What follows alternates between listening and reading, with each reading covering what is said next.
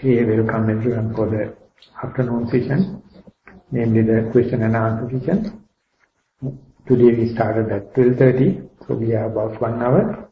And as usual, if the question come in the English, I will go in English medium. Otherwise, if it is in Sinhala, I will try to answer in Sinhala. The first question already in English, so I will continue with. Bhante, how do we learn to be more satisfied with the mundane present moment instead of always running to the potential excitement of the future? How do we learn to reduce our clinging to attachment? So this is the best person is to ask from the Buddha. So there is not easy questions to answer. That how do we learn to be more satisfied with the mundane present moment instead of the always running to the potential excitement of the future? This indicates the person has written is maybe in the younger age, because everyone is not anchoring behind the future.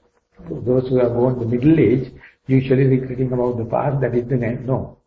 But there are some, even though elderly people, very energetic, enthusiastic, creative, they are thinking about the future. But so therefore, if someone is person who is asking still in the 30s and 40s, just wait and see for 20 years, then you will see the other side of the coin, and it is the other way now, regretting about the past.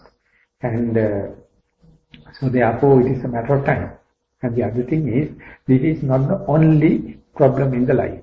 This is 1/6 of the problem. The other part is the regret about the past. This is the excitement of the future. Yet another thing is the desire for the object, so the clinging, and the hatred to the object, so the ill will, and the over-excitement of the mind, the agitated mind, and the perplexity. And whenever the mind becomes slimy, fall into sleep. And these are the 6 traps. So this is one of them. Whatever may be, when it happens, it appears like the whole world, whole life, whole moment. That is the way the Tanha is working, Tatra Tatra Abhinandani. Whatever may be you are facing, it appears like complete, by itself. Therefore, you don't see other 5 options. You think this is the problem, this I can't overcome, and therefore the ultimate regret and the disappointment happen. But whenever the facet changes into yet another part, that possesses you, obsesses you, and it appears like the whole thing. So you are bound to cut off from the other 5 options. So life is changing from this episode to episode. So therefore, with the time itself, or the maturity itself, is part and parcel of this question. The other one is knowing this is not the only trap. There are 6 options according to the scriptures. So you have to understand your mind is obsessed. That is why this problem becomes very unanswerably big. When the others hasn't happened, you will be caught up in the same way. And how do we learn to reduce our clinging to attachments? It's also just by understanding, now I am clinging to this attachment, indicates that you are not fully attached. If you are fully attached, you do not know that you are attached. That is what we call the 100% attachment. If you know this is an attachment, there is an option. There is a way out. That understanding, even though it is 1% or 0.1%, that very 0.1% you can't do away with. It is always blinking you and telling you you are in an attachment. So that is why it says, once the mindfulness introduced into a stream of consciousness, mindfulness will never leave you. It will tell you, now I am only 1.1%, but still I am somewhere in the stage. 99% attachment is there, but still the mindfulness is emitting the beacon light. So what you believe, Do you believe that 99% of 99% of the attachment or 0.1% of the mindfulness? The moment you believe the 0.1% of mindfulness, that is what you call, you are a sappurisa. You are a noble person, wise person. You are not going by the quantity, you give the qualitative value, because even under the influence of 99% of the attachment, the mindfulness withstand even to 0.1%. So you have a chance to select which one you are going to give your consent. If you are believing and trusting upon this 0.1%, I would say it is much valuable than considering the mindfulness which it is 50%, 60%. Appreciating when it is at the 0.1% is the adventurous thing or radical thing or against the grain thing that you have to do. You have to ask, am I obsessed by the quantity, or will I give the chance, the opportunity, the due respect to this even 0.1%? That very knowledge. And that is how that we understand the opportunity of being a human. Only human can see this. Not only the quantity, the qualitative appreciation. That is how we become cultured. That is how we become uplifted. That is how we become detached from our emotions. So it is an open issue, open challenge. Second one, Venerable Sir, the Blessed One teach many ways to cultivate sati. So, do these methods cultivate different types of sati, or do they all cultivate the same sati but with different amounts? I remember one day I asked this question with Jiva in Nilambe. There was one elderly person, he's a Hollander, Dutch person, and he was doing research, and I was just at the beginning. Then I asked him when the saddha, superficial saddha become the well-rooted saddha, and then ultimately it becomes verified saddha, unshakable saddha. Saddha is evolving as the person is developing in the life. As far as the vidya is concerned, the initial application and the initial energy, and then sustenance energy and fulfilling energy. Energy also increasing and evolving. And concentration also, access concentration and absorption concentration and evolving. Wisdom also evolving. Does sati also evolving like that? Then he told he can't find any this thing, the sati is the sati.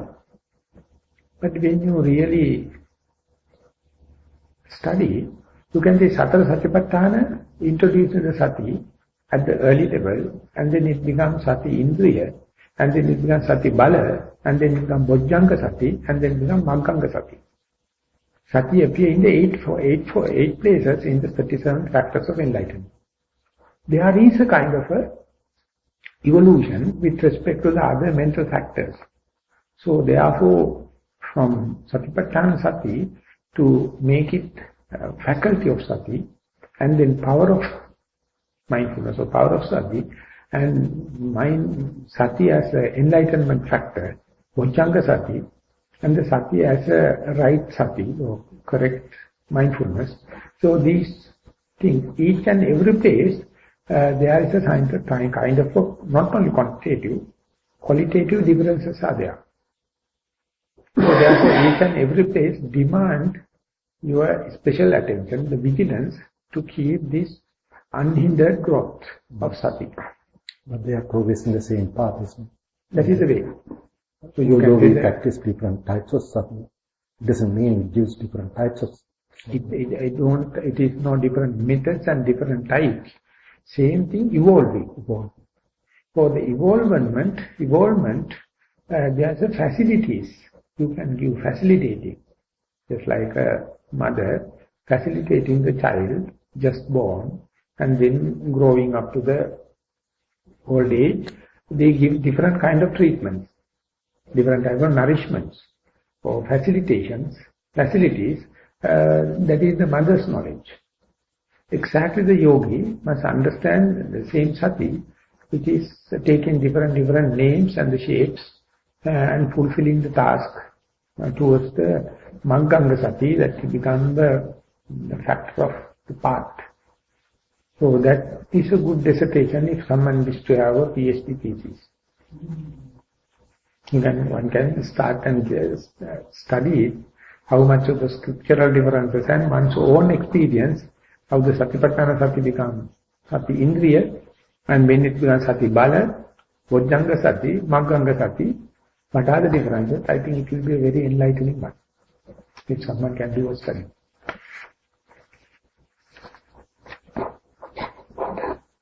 The last one is called Sati Vepulla. And Akhanda Sati. Khanda Sati means broken Sati. Akhanda Sati means continuity of the Sati. And Sampajanya, mixed Sati Sampajanya. Ultimately it becomes Sati Vepulla. And there's yet another term when it comes up to the Arahant level. The Sati it becomes second nature. There is not necessary to maintain it, it maintained by itself. More than the Vepulla. Vepulla also that fulfilled or full-fledged Sati is called as Sati Vepulla. So these are evolution. But even in understanding Maha, he was not sure. He went back to Buddha.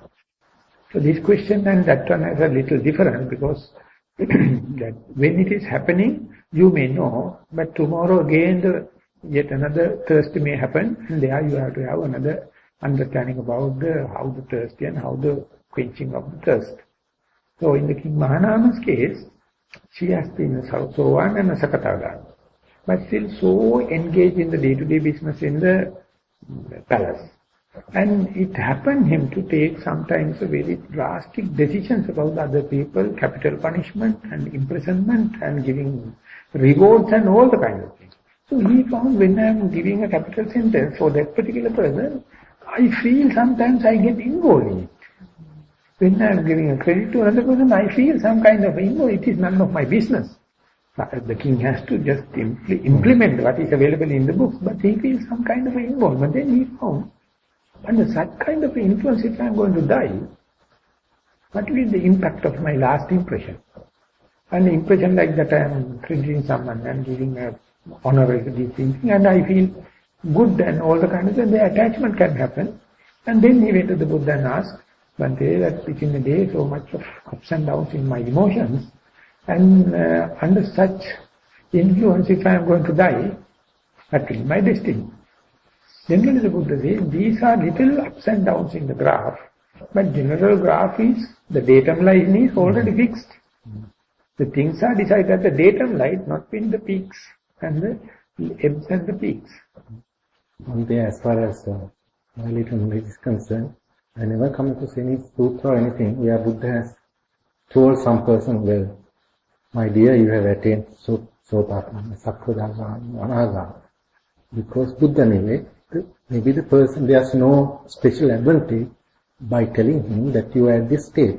Maybe because it implies that person knows where he is. On the other hand, there's no need for me to tell others that I am at this stage. I have attained this stage because at that stage that need doesn't arise because of the character of that particular stage. Has there any examples? I can't agree completely with that. Even towards the end of the Dhammajiva Sutta, when the Kondanya enlightened and Buddha declared, Anyasi Vatabo Kondanyo, Anyasi Vatabo Kondanyo, you understood. But he never mentioned you are so on, Sakadagami, Anagami, but he definitely made a declaration, and the most significant thing is, not Venerable Kondanya made this comment, but the Buddha made the comment. Kondanya is the one underwent the difference, and he understood whatever thing arising is supposed to be and bound to be ceases off. Samkinchi samudaya dhamma sambandha nirodha. It happened in silent manner. But the Buddha, knowing that he is Sannyasivata Bhokondanyo, that he made a declaration. So therefore, there is. That Buddha is giving because it's a encouragement, because for my understanding, Buddha never be a Samma Sambuddha unless otherwise another person become enlightened. Till that he will be Sambuddha. Samma Sambuddha means if he can enlighten yet another person, then he becomes.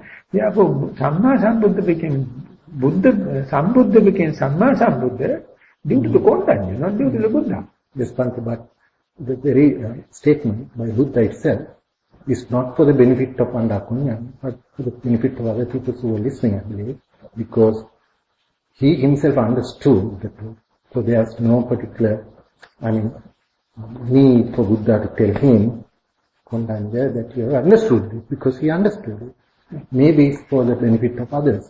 We don't know, three sections. One thing is Buddha himself, it's a gladness for him because he achieved teaching another person. Yes.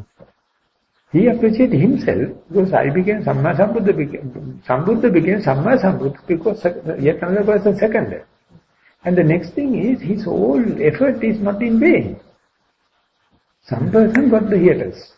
And even it is a hint for the Kondanya also, okay, what you thought is correct. You suggested everything arising in passing, I am seconding it, yes. Because I am telling you are a different person. So therefore this statement is called Udana. That Udana usually coming not with the intention, it is how can I say, it is a natural phenomenon. Spontaneous. You can't do away with it. It happens. Udana is coming with the rock bottom of your heart and then coming up. And then it is just utterance, not aiming at one particular person. We can't do away with that. So therefore there is a kind of a phenomenon. It's a very great step towards the human enlightenment. Except the Buddha, yet another person cross to the other way. So therefore there are some kind of changes happening, and it is called earlier, after the Vasana season, many people take 3 months retreat over there, and then they are taking retreat in the faraway places, and many achieve. And then they visit Buddha to Anyasi Bhava Pakasana, just to tell the Buddha, we achieved. In many cases, Anya Bhava Prakasana. They go there and pay respect, Anya Bhava, and my effort was fruitful. They are not telling this and that, but they say, I took 3 months silent retreat, rainy retreat, and it was fruitful. You are the only person, qualified person to accept my utterance and go and pay respect. Buddha accept it by silence, that means approval. Otherwise he will say, no, that you are in a deceit manner and kind of thing. So therefore there was a kind of thing. So there are in Sri Lanka also, there are some traditions. Present day people are so discouraged because no one is directly telling that I have enlightened. So it appears like something spiritual and kind of a faith-based business, no achieved people. If someone telling, it will be a very nice kick or stimulant for other people to try. So there are two traditions for the moment. They say they are under such and such circumstances. It happened to me, I am so and so. So others, all traditional people are finding fault with them, telling it is not our culture, it is boasting kind of thing. But they say it was a case. If the person who achieved telling, that indicates this Dhamma is in this very life achievable. Not too high. So issue is fairly open. We can't say you must tell, or we can't say you must not tell. It is up to the individual temperaments. In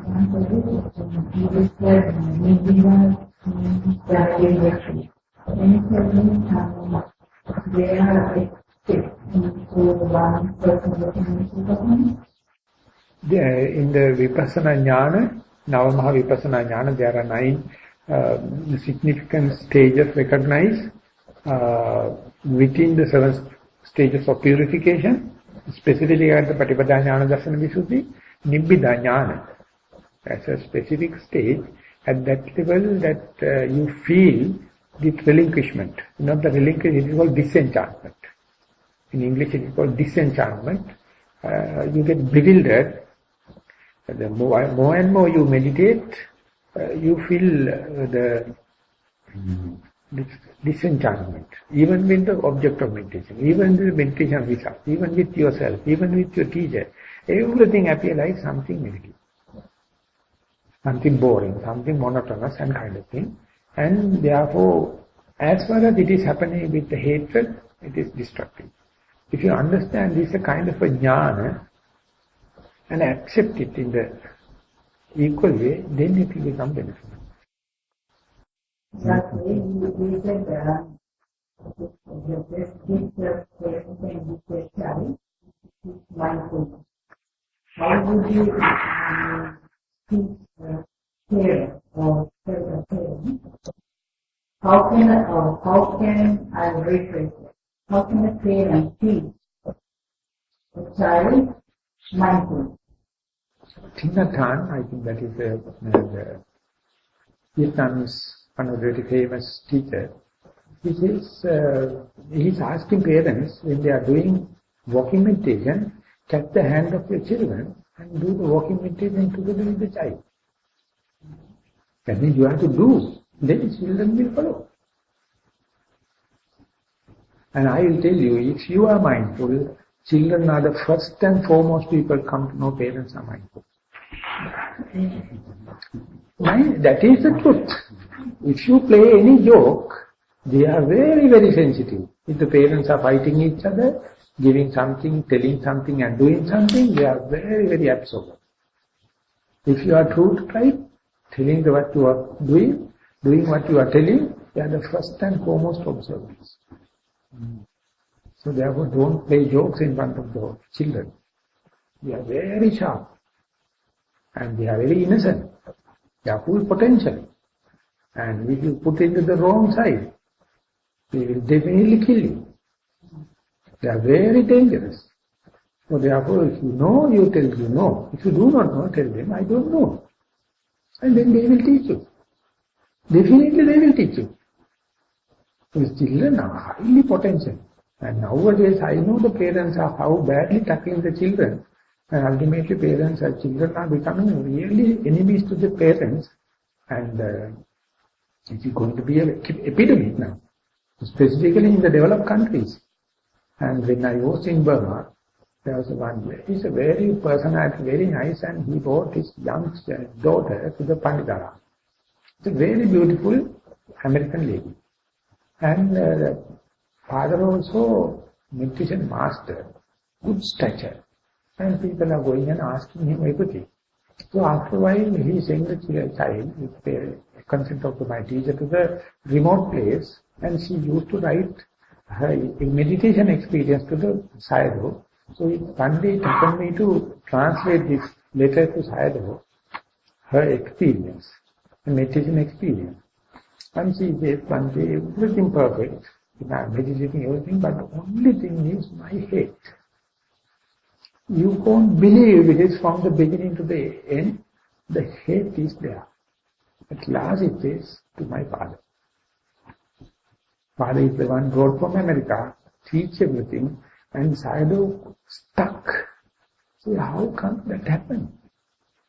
Was that the father has given the best opportunity for that lady, for that young girl. But still she directly writing, I bathe in his head. At last she mentioned, it is to my father. You don't believe such a thing, that affection is the more almost close thing for the hatred. And parents are forking fingers, interfering. They do not like it. I mean, we are not telling that leaving everything to play as they like. But you have to tell this is correct and this is wrong. Being so, if you are going to take your role model out of your children, imposing this is the way you have to do, you have to be a civil servant, or you have to be a doctor, or you have to be a blah, blah, blah. It is a crucifixion for children. They don't like. But instead, if you are telling them things as they are, the truth, the mindfulness, and they will be blooming. And more than any elderly people, very easily they can catch because their minds are not much obsessed with five nivaranas. And they have not understood yet this self-gratification and sensuous gratification. So they are just like blotting papers. When you give something, suck.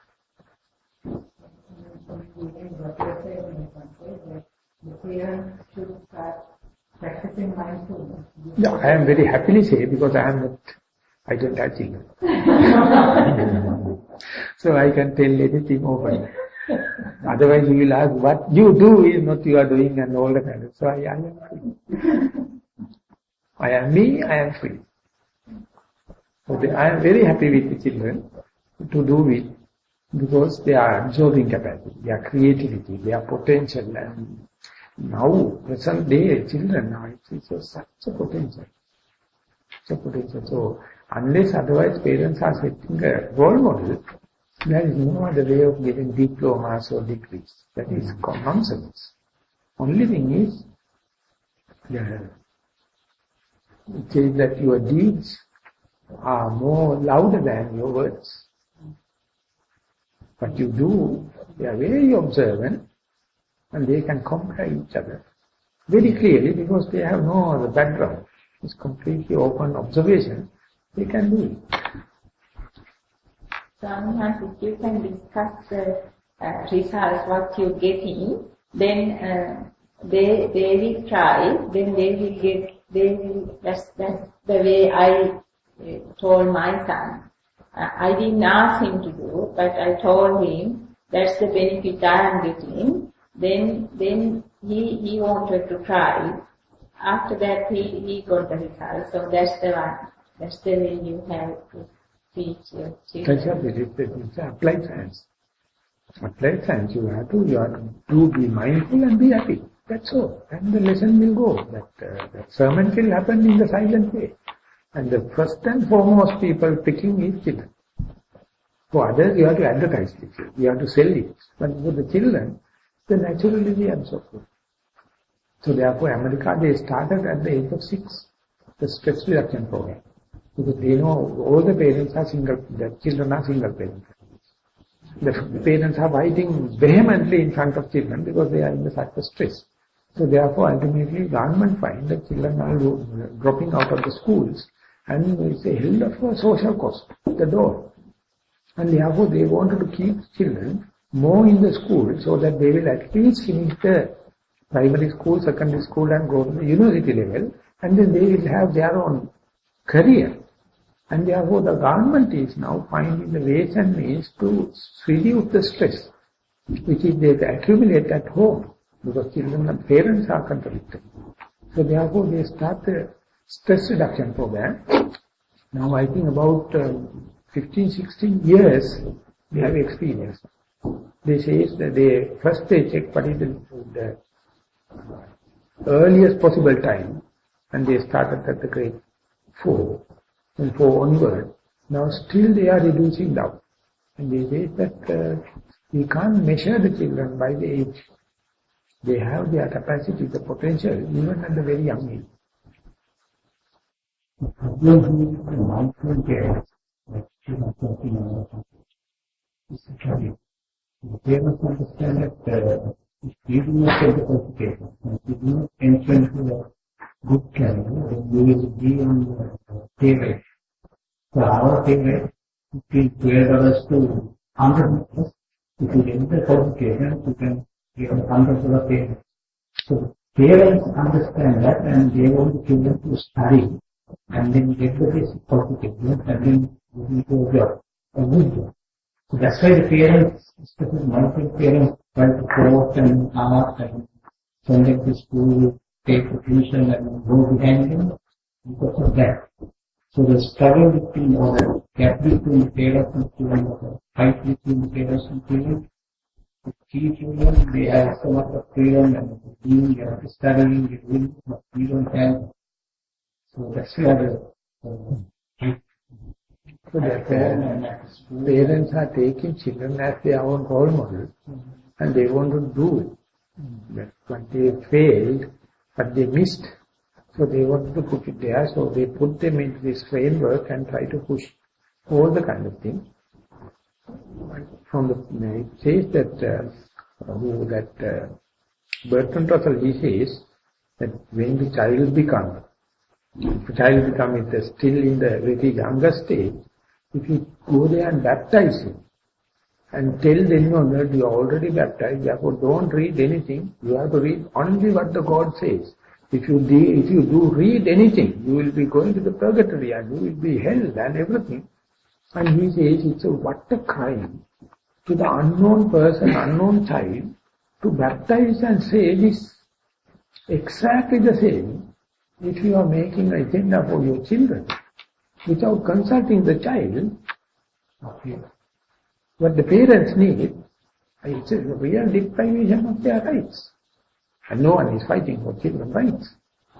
They understand it, who the hell is making this agenda for me? So therefore you can be a friendly supporters rather than making agenda.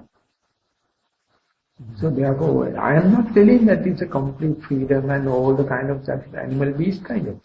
But you must have real love. Not to boost up your ego, you have to understand even the children have at least half the ego. Their own personality, consult them. Give them a chance to discuss all the table. Something what I have observed during my, because some parents are here, but all are parents. With this, no, some parents in Dhamma school are here. So, some of the seniors, most of the time, the question that they ask me is that, Uncle, you're talking so much about culture, about Buddhist values and what people taught and preach and everything. My parents are not really observing. Wherever they go, whenever they got together, they talk nothing but gossip. And they find every other's fault. And as far as we know, they don't talk truth. They exaggerate and all that. Uncle, how about you? And all that, So I open with, I am always honest. I tell them, I am one of them. I'm not any different, but I'm trying to be good. At least trying to be honest.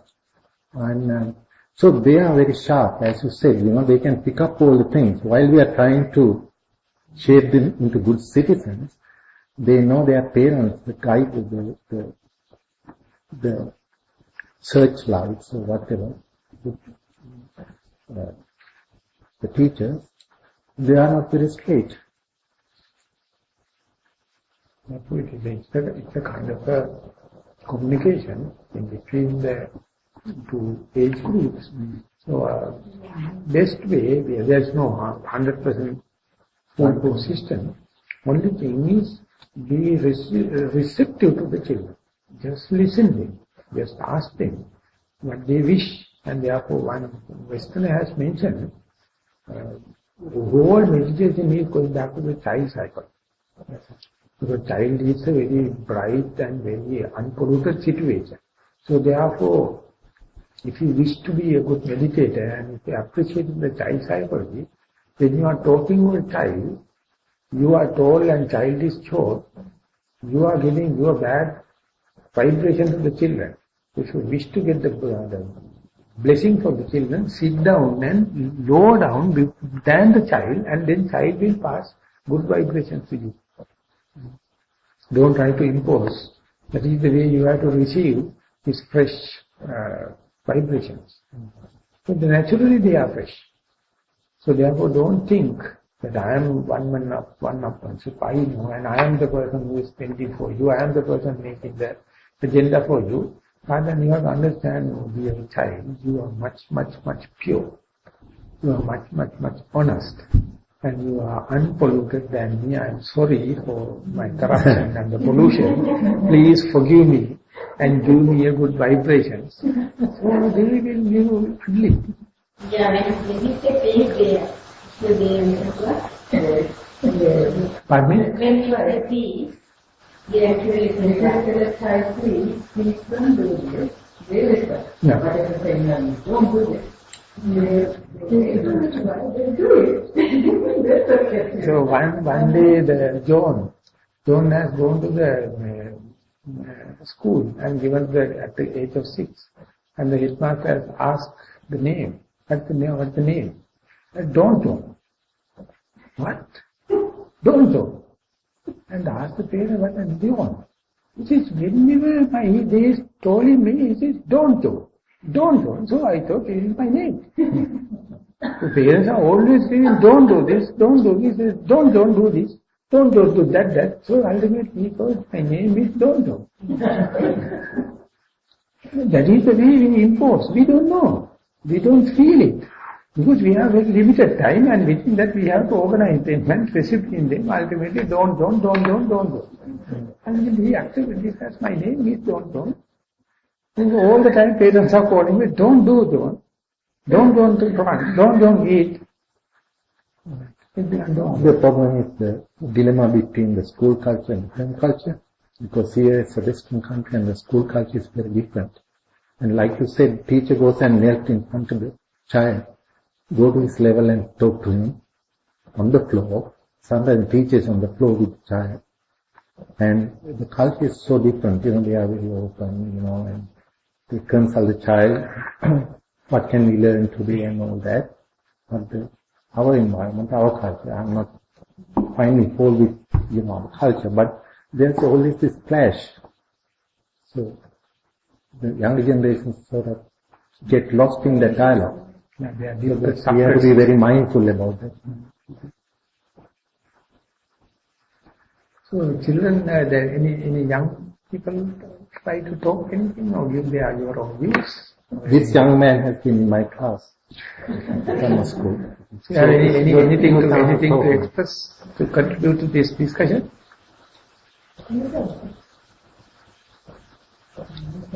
You understand what we are talking about? In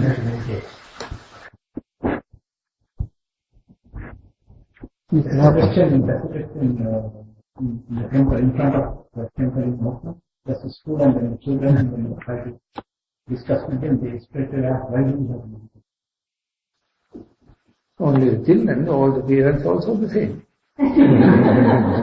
Then he said, how long will you give a question paper? He said, normally 1 hour. 1 hour. Then we asked, can you stay 1 hour without moving or without doing anything and reading question and answer the question? They always say, we can't stay 1 hour in one place. We have to move. If you stay 2 minutes in one place without moving, then one day will be stay 1 hour and answer the question without moving. And then you can read the question, you can understand the question, and then you can recollect, bring the answer, so you get 100% marks. So then, because of that, you have to meditate. Okay. Then they have the feeling, they have understood, they can understand. Also, isn't there a bit of contradiction in each teaching, like that is there. On the one hand, teachers have a radical view, form of the truth. But then at the same time, you expect when you invest in conventional pursuits. So it can be easy even who's low of reason, and just, just tries to appease these demands and whatnot. So to understand one of the things become conflicted. Because the centrality is the conventional and so has to balance things that are contradictory. That is the energy. That is the energy. Contradiction is the one creating energy. Our mind has nothing to accommodate it. Our mind can accommodate both extremes. It is not a training. You have to give the contradiction as the contradiction. Life is a contradiction. The society is a contradiction. Samsara is a contradiction. Why should you go close one side and say it is all good and nice? And make it open. The contradiction is the one creating the energy. That is the spark. If you are going to suppress one thing and going to show this is this calm and quiet way, and you go this way, the other one is very contradictory and electric and all the kind of thing. No. Both of them, definitely you have to understand human mind easily can accommodate the contradiction. This understanding contradiction is the what Buddha says. Without that you can't assimilate the middle path. But the religion is covering one side and highlighting one. So your understanding is paralyzed. Whatever the assimilated middle path is not well aligned. So therefore, giving the contradiction is the way you are not camouflaging, you are not adjusting, you are not manipulating it. And because you have to accept it, the world, the life, everything is a contradiction. It's ambiguity. So why not we share it as it is, rather than shape it up and cover it with the one-sided way. So that it's not really open in mind. Of course, don't wait till the environment to be open. And if you are going to wait till the environment to be open, you will never. So you have to understand when you are going to open, who the hell can prevent you? That is the radical way that when I think that there was one book written by Wellington, Calm After the Storm. And there he says that he recognized the AYM, angry young man. The angry young man is whenever he says exit, he enters from that gate. Whenever he say out, he go in from that. Whenever he say in, he go from out. And that is the age. And that is what people are trying to keep him in the control and all the kind of thing. Ultimately, he either become a murderer or a cheating person. And that is one stage, one age that he has a robust energy, but not a discipline. That's the age, angry young man. But the day he become a cheating person, he will get a directorship or postgraduate degree or something like that. He knows how to cheat the society. The moment he is upright, he will be banned and sent to the prison and will be beheaded. But he is maintaining his true type. So this is the age, the real energy coming. So we are not prepared to do that. But when you take the subject of mindfulness, you are not giving any kind of a twisted picture. You keep everything open. That is the way the shortest cut over. Immediate effect of the mindfulness is see things as they are. There is no camouflage, no decorations. So that is what very difficult for elderly people to understand what the children are appreciating. Children can't understand what the elders are appreciating. They are not talking each other, they are not open to each other. No communication. No communication. This is not communication, this is information technology. Because there is information technology, it is not communication. Communication is least when the information technology increases. Because information technology knows how to bend the truth. All what we get is bend the truth. If you wish to see within. Truth is there. Not in the television channel, not in the newspaper, not in the radio. They are twisted. So therefore, even the situation is maybe advantageous or disadvantageous for the children. Whenever the mindfulness comes, each and every individual is a citizen. Whether it's the parents or children. So they have given the equal chances. The only thing is, we must not take the responsibility of the other people or other psychology. You must do this and that. It is a crime. So therefore, give equal chance whenever they are ready. This is the way. This is very difficult. That is why being a monk, I can easily talk and I am not getting committed by talking. But definitely I know being parents, you are like in a crucified way. You can't do it like that. But I am telling there are some parents, they are very mindful and they really understand it and they don't worry much about the behavior of the children. They remember when we were at that stage, we were more robust than this. And therefore when Jnanananda says, I can't find any mistake of that others which I have not done myself. It has become mistake because you have already done. That is why you know it is a mistake. But when you see the children, you say, I have to verdict, I have to give the verdict and decision. You must have 5 the public aims or something like that. But when I am doing, I am very compassionate and sympathetic to myself. When I see children are doing, we see the book and give the what is punishment for this mistake. We are quite unbiased on that. So all the mistakes, that everything we have tested ourselves. When we are doing, we are very sympathetic. We call it a quest, it is an experiment. But when the children are doing, we are with the cane. So when we were young, our parents were very strict, and we didn't want to go and discuss our problem when we were teenagers. But the society has changed now. Now I think as a mother that my children can come to me anytime to discuss anything about studies or about their friends or anything, but we didn't have that chance when we were young. So I think it's children, these children have that benefit. They can go to their parents, but the thing they are not going, that is their own fault. I think most of our, especially Sri Lankan parents, I think most of Sri Lankan parents, like my age, they are willing to talk to their children. But the children, they are choice. They don't want to come. That is that they do not change and much like this.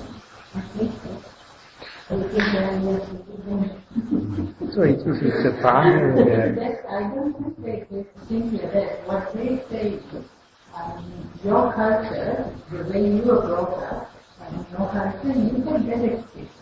But we are in a different culture. Our experience is different. So how do you know what we are going through? Because we didn't go through that. So I say yes, I can understand it. No, the Buddha has given a very nice way, but it may be bitter for you to understand it. The Buddha says when you are giving a dana, anaggaita chitta dana. So whenever you are giving the dana to be fulfilled, you have to give it saddha, you have to give him like the sakachakari, very respectful way, you have to give in time, you have to give without any attachment. And we have to give in such a way not to hurt you or giver or anything. These are the 5 qualities when the dana is perfect. And he says, what is the benefit of getting the dana? What is the benefit you get by dana? By giving not without any attachment. He says, you will get children, you will get messengers, workers, they will be listening to you. If you are giving dana without giving kind of attachment, thinking that I am giving much enough for this monk and this monk has to come and preach me and come to my house, so kind of that you have kind of a attachment. That attachment indicates you will get children, you will get the messengers and the workers, they will never listen to you. That is that getting children is part and parcel of your merits. Not listening is also part and parcel of your demerits, not the children.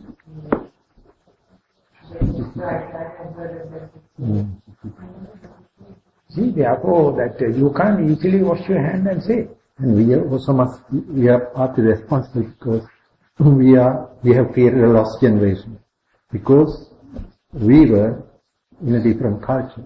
Because we were seeking good pastures, green pastures, a lot of people say we want to educate our children. But I'm just kind of thinking that is secondary. Primarily, we want to come to these countries and have all the comfort. That's the first thing. Second thing is the children, to be honest. And because of that, inadvertently, we brought them, disassociated them from our own culture, brought them here and dumped them. Now they are in the middle of our culture and their culture, so they are a kind of lost generation. This is what I felt as a teacher, cultural shock. So, we had to be very mindful again, because it's nobody's fault. We want to come You want it better. So of course, that you are the only person can find an answer, because children can't find the answer, because they are subjected to the situation. You have been under this culture, and you have your decision to come here. So therefore, you can understand they are brought up in different states, and your parents can't understand your children. You are in a better position because you have seen both the cultures. So therefore, by accommodating them, by tolerating them, no any harm. So from the children point of view, what they say is, whatever we are going to do, our parents are not happy. In satire. So therefore, they say that when compared to our peer group, we are trying our cultural identity, but our parents are expecting 100%. So then we can't be with the peer group. So they are compromising for their young age, a fairly kind of a wrestling. So we have to give a helping hand, understand, yes, that we also will with you. But more you be culture, which is good for you, but don't make it an unbearable burden, like you have to sympathize. But still I am telling I am very advantageous because unmarried, no children. It is a subject matter for me, just talk. I think time is almost. Yeah. So tomorrow will be the last day of the last number 2. No problem. No question. They all are happy children.